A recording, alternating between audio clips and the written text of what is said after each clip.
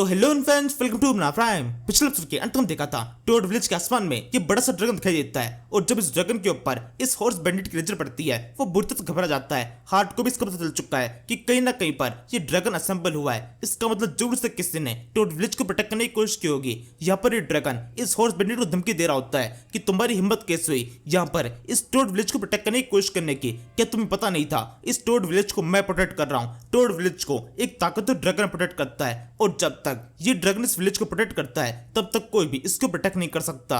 जो तुम्हारे पास में बीस्ट है, अब ये बीस्ट तुम्हें छिन जाने वाला है। ये कहते हुए बीस्ट अपनी कुछ पावर्स का यूज करता है और इसी के साथ में इस हॉर्स की बॉडी के अंदर से उसकी सोल बाहर निकल जाती है और सीधे इस ड्रैगन के पास में पहुंच जाती है। इस टाइम पर ये हॉर्स एकदम जमीन पे गिर जाता है जैसे मर चुका हो। ये बंदा बुरी तरह घबरा जाता है कि अचानक से ये क्या हुआ। जिस घोड़े के सहारे पर वो इस फाइट को पूरी तरह जीत जाने वाला था, यहाँ पर कोई भी नहीं था जो कि उसको फाइट में हरा सके। अब वो घोड़ा मर चुका है। हॉर्स की सोल ड्रैगन के हाथ में पहुंच जाती है। वो उससे कहने लगता है तुम्हारी हिम्मत कैसे हुई इस जगह पर अटैक करने के लिए आने की, अब तुम्हें इसकी सजा मिलेगी। ये कहते हुए अपनी ड्रैगन ब्रेथ को उसके ऊपर मारता है और इसी के साथ में घोड़े की सोल के आसपास में एक सर्कल दिखाई देने लगता है। जब ये सर्कल कंप्लीट होता है तब सोल बिल्कुल ही मूव नहीं करती है। फिर वो उससे आगे बोलता है अब तुम एक ट्रॉफी बन जाने वाले हो, एक वो ट्रॉफी जो कि मैं जब मेरी मास्टर इस जगह पर आएगी तब उनको दिखाने वाला हूँ। अच्छा हुआ एकदम परफेक्ट टाइम पर इस जगह पहुंच गया। अगर मुझे जरा सी देर हो जाती तो जरूर से मेरी मास्टर मुझे डांटने वाली थी, लेकिन अब वो मेरे को शाबाशी देगी। वो मेरे इस काम को देखकर कब्ज तक खुश हो जाने वाली है। और अब ये कहने के बाद में वो ड्रैगन वहां से गायब जाता है। अभी कुछ सेकंड पहले तक आसमान में इतना बड़ा ड्रैगन दिखाई दे रहा था और अगले सेकंड वो ड्रैगन वहां से गायब हो गया। सबके सभी देख रहे होते हैं कि ड्रैगन अचानक से गया कहां पर। कुनमन भी देख कहने लगता है ये क्या था, क्या सच में मैंने ये सब कुछ देखा, क्या सबको ये चीज दिखाई दे रही थी, क्या सच में इस जगह पर कोई ड्रैगन था। फैन बुरी लगती है, हाँ बिल्कुल इस जगह पर कुछ तो था, मैंने कुछ तो देखा था। इतनी बड़ी चीज ये बिल्कुल भी कोई वहम नहीं हो सकती है। इस समय स्विंग उसके हाथ में उसका बच्चा है, वो भी सब कुछ देख रही थी। वो भी सोचने लगती है अच्छा तो ये बात है, जंगल इतनी आसानी से पूरे विलेज छोड़ के चला गया। इसका कारण ये था क्योंकि इस जगह पर ये ड्रैगन मौजूद है जो कि पूरे विलेज को प्रोटेक्ट कर रहा है और इसके होते हुए हमारा कोई भी कुछ बिगाड़ नहीं सकता।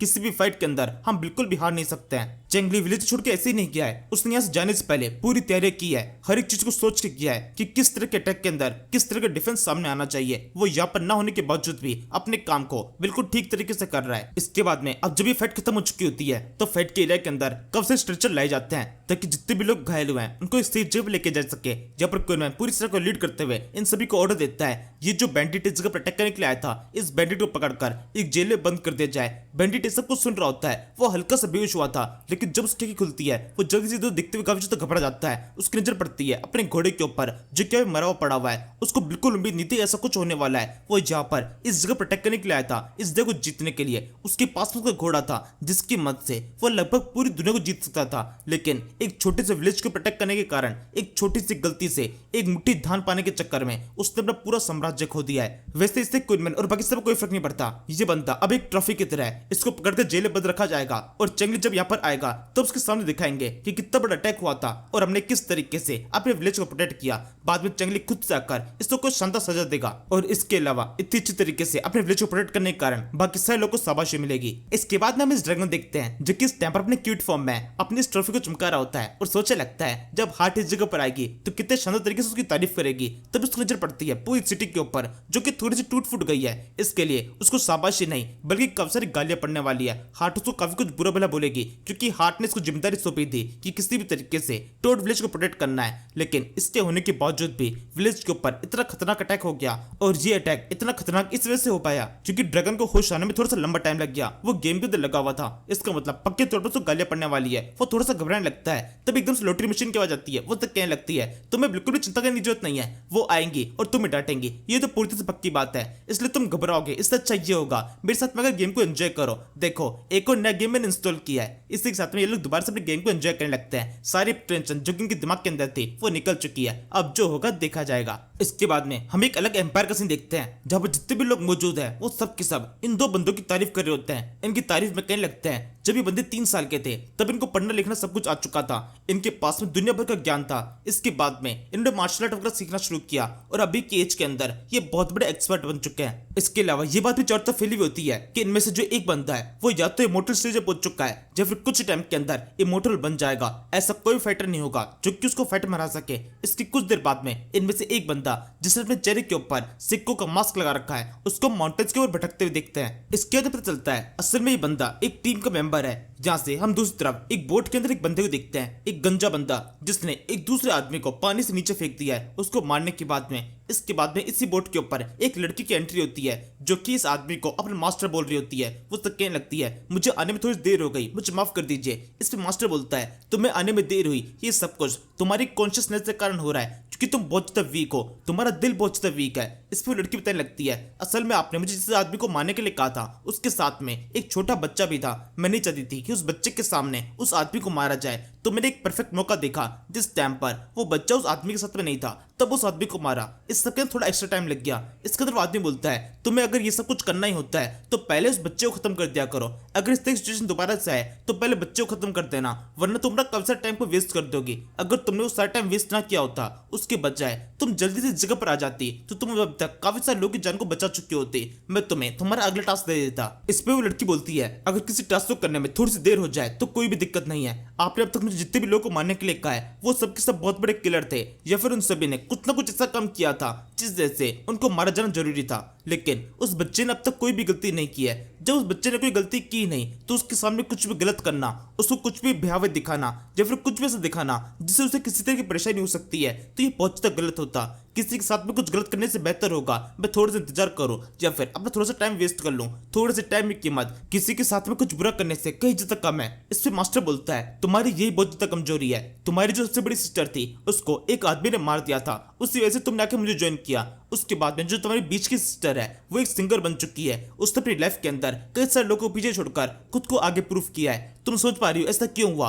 ये इसलिए हुआ क्योंकि वो बिल्कुल भी तुम्हारी तरह नहीं थी। उसको पता था अपने दुश्मनों को किस तरह से खत्म करना है और किस तरीके से बाकी सारे लोगों से आगे निकलना है। लेकिन जो तुम्हारी सबसे बड़ी सिस्टर थी वो बिल्कुल तुम्हारी तरह थी, सबके बारे में अच्छा सोचती थी और उसको लगता था सभी लोग बहुत ज्यादा अच्छे हैं, इसी वजह से वो मारी गई। अगर तुम भी इस रास्ते पर ऐसे आगे बढ़ते रहोगी तो तुम्हारे साथ बिल्कुल ऐसा ही हो सकता है। तुम समझती हो जब किसी को पकड़ ले जाता है और जिसको पकड़ा जा रहा है अगर वो एक लड़की है तो उसके हाथ में कितना कुछ बुरा किया जाता है। मैं तो ये मानता हूँ अगर किसी को जिंदा पकड़ लिया गया तो उसके दिमाग के अंदर जो कुछ भी है वो सब कुछ ना कुछ करके उससे उगला लिया जाएगा, क्योंकि हर किसी की कोई ना कोई कमजोरी होती है। तुम चाहे कितनी भी ताकतवर हो, अगर तुमको कोई पकड़ लेता है तो उस टाइम पर तुम हमारे सारे राजों को गले से बिल्कुल भी खुद को रोक नहीं पाओगी। इसलिए इसको अपने पास में रखो। जेकिते मास्टर एक बोतल उसको पकड़ाता है। ये असल में एक जहर की बोतल है जिसको इस लड़की को अपने दांतों में दबाना है। वो उसे देते हुए आगे बोलने लगता है ये तुम्हारा एक आखिरी ऑप्शन होगा। जब तुम ऐसा लगने लगे कि तुम पकड़ में आ चुकी हो और तुम बिल्कुल वहां से भाग नहीं सकती, तुम्हारे पास कोई दूसरा रास्ता नहीं है और अगर तुम ऐसे नहीं भागोगी तो तुम्हारे साथ में काफी कुछ गलत हो सकता है, तो उस टाइम पर इस बोतल का यूज करना, खुद को मार लेना। इस तरीके से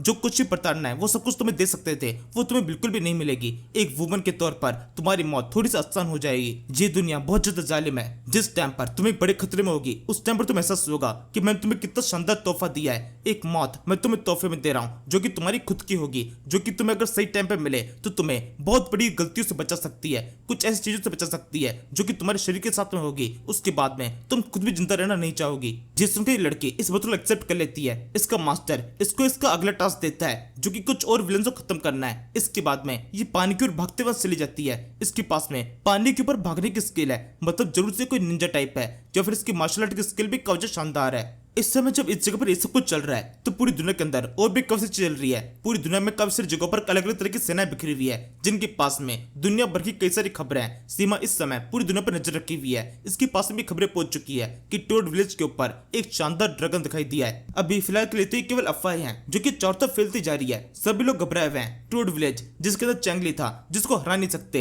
एक स्ट्रेटेजिस्ट था जिसकी स्ट्रेटेजी इतनी शानदार है कि बड़ी बड़ी सेना को पछाड़ देता है, और इसके अलावा अब वहां पर ड्रैगन दिखाई दे रहा है। बस इसी की कमी थी। इसके बाद हम देखते हैं न्यू को जिसने भैंसे को अपने सर के ऊपर उठा रखा है। ये लोग यहाँ से आगे बढ़ते जाते हैं तभी सामने की तरफ से कब से एरो दिखाई देते हैं जो कि इनके ऊपर फायर किए गए। चंग तुरंत अपनी तलवार निकालकर इन सभी एरोस को काट देता है, और जब ये सब कुछ हो जाता है उसकी नजर पड़ती है वहां असल में सामने की तरफ कब सारे सिपाही है जिन्होंने इन सभी को देख लिया है और वो इनके ऊपर कब से एरो फायर कर रहे हैं। एक बंदर को लीड कर रहा है जो कि सभी सिपाहियों से कहने लगता है बिल्कुल भी रुकने की जरूरत नहीं है, लगातार एरोस फायर करते जाओ, किसी भी तरीके से इन सभी को खत्म करना है। चैंगली तुम आज के फायर किए जाओगे, तुम्हें आज ही इस दुनिया से बाहर निकाला जाएगा, यही जगह तुम्हारी ग्रेवयार्ड बनेगी। ये कहते बंदा कब से डायलॉग्स मार रहा होता है और इसके बंदे लगातार एरो शूट करते जाते हैं। वो आगे बोलता है बिल्कुल रुकने की कोशिश मत करना, जब तक हमारे पास में एक आखिरी एरो भी है तब तक उसके ऊपर शूट करते रहो। चेंगली के ऊपर एरो शूट करते जाते हैं। चेंगली हर एक एरो काटता जाता है। इनके ऊपर कुछ इफेक्ट नहीं हो रहा है। नियो ने बड़े आसानी से इस भैंसे को अपने सर के ऊपर उठा रखा है और आसानी से सब कुछ देख रही होती है कि किस तरीके से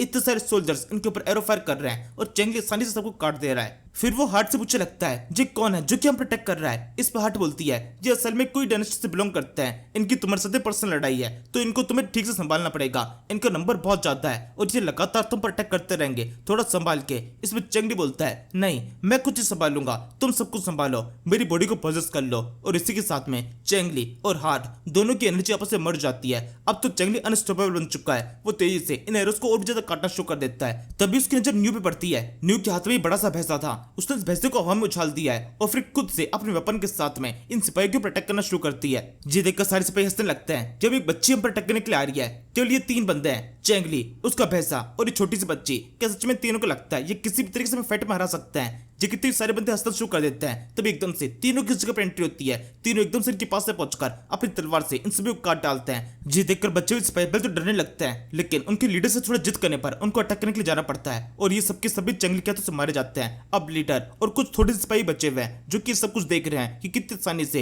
इन दोनों ने मिलकर ही पूरी सेना को खत्म कर दिया है। अब इन सिपाहियों में जेफरी के लीडर की हिम्मत नहीं होती कि किसी भी तरीके से इनको प्रोटेक्ट करने के लिए कुछ भी कह सके, लेकिन न्यू यहाँ पर रुकती नहीं है। वो खुद आगे बढ़कर इनको प्रोटेक्ट करना शुरू कर देती है। उसका भैंसा और वो तेजी से इन सिपाहियों को काटना शुरू कर देता है। तब लीडर अपनी गदा से इसको प्रोटेक्ट करता है। न्यू बड़ी आसानी से अपने हाथ उसको पकड़ लेती है। लीडर घबरा जाता है कि ये क्या हुआ, एक बच्ची इतनी आसानी से उसके अटैक को कैसे रोक सकती है। तब एकदम से न्यू की एक्स घूमती है और उसी के साथ में इसे लीडर का हाथ कट जाता है। इसके बाद में जैसा कि हाथ ने कहा था कि इस जगह पर सिपाहियों की संख्या बहुत ज्यादा है और ये चेंगली की पर्सनल लड़ाई है। ये सारे सिपाही जो कि यहाँ पर मौजूद है ये चेंगली से बहुत चिड़े हुए हैं, इसलिए आखिर तक चेंगली से फाइट करते रहते हैं। जहाँ पर बहुत सारे सिपाही मौजूद है, चेंगली और न्यू ये दोनों मिलकर इस पूरी सेना से फाइट करते हैं और इस फाइट खत्म होने में काफी लंबा टाइम लग जाता है। दोपहर के समय फाइट शुरू हुई थी और फाइट खत्म होते होते रात हो जाती है। रात के समय तक ये लोग फाइट करते रहते हैं। चारों तरफ अब केवल खून ही खून दिखाई दे रहा है और साथ में काफी सारी लाशें भी। इस पहाड़ के ऊपर के साइड में काफी सारा खून बहता हुआ दिखाई दे रहा होता है। इसी के साथ में एक और दिन का अंत होता है। चेंगली ने और भी काफी सारे लोग खत्म कर दिया।